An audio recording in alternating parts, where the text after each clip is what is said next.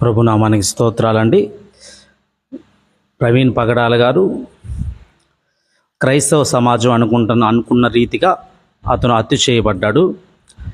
Government వారు కావచ్చు, గౌరవ పోలీసు వారు కావచ్చు, అతను మద్యం సేవించి యాక్సిడెంట్ అయ్యి చనిపోయారని వారు ప్రకటన చేశారు. కొన్ని సీసీ ఫుటేజెస్ మాత్రమే బయటపెట్టారు.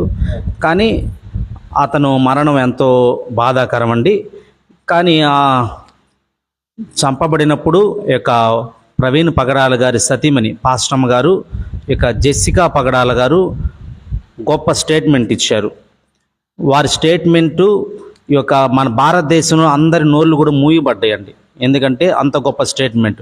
నా భర్తని ఎవరైతే చంపారో వారందరినీ కూడా నేను క్షమిస్తున్నాను. నిజమే కదండి. తన భర్త లేరు, చంపివేయబడ్డాడు, ఇక రాడు. అటువంటి బాధలో ఉన్నటువంటి ఆ జెస్సికా పగడాల గారు గొప్ప స్టేట్మెంట్. అందరినీ క్షమిస్తున్నాం, ఎవరి మీద మాకు పగలేదు, ఎవరైతే ఆయన చంపారో వారందరిని మనస్ఫూర్తిగా మేము క్షమిస్తున్నాం అన్నారండి. గొప్ప మాట అండి. ఆ మాట చాలా గొప్పదండి. ప్రియ వింటున్నటువంటి ప్రేక్షకులారా, చాలా గొప్ప మాట. అదే కాకుండా ఈ యొక్క ఆమె ఇంకొక మాట అంది, ఒక కోట్ల మంది ప్రగడాల ప్రవీణ్ గారు తిరిగి లేస్తారన్నారండి. నిజమే కదండి. ఒకరు హతసాక్షి అయితే 100 మంది 1000 మందిని తప్పకుండా ప్రభువు లేపుతారు.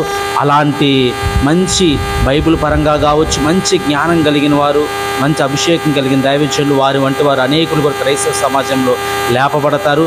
వారి వలె గొప్ప సేవ చేస్తారు. కనుక వారు తీసుకున్నటువంటి చెప్పినటువంటి ఆ మాట క్రైస్తవ సమాజానికి ఎంతో ఆదర్శంగా ఉంది. క్రైస్తవులు ఎన్నోసార్లు శ్రమలు పడి కూడా వారు అంటున్న మాట అదే, ఒక చెంప మీద కొడితే రెండో చెంప చూపించడం.